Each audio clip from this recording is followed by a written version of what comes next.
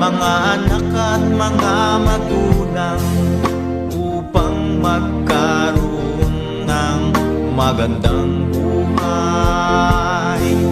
Masakit man para sa akin ang malayo sa aking pamilya, pero wala akong magagawa. Akala nila masarap ang buhay abroad, nagtitiis sa hirap, pagod o ligayo.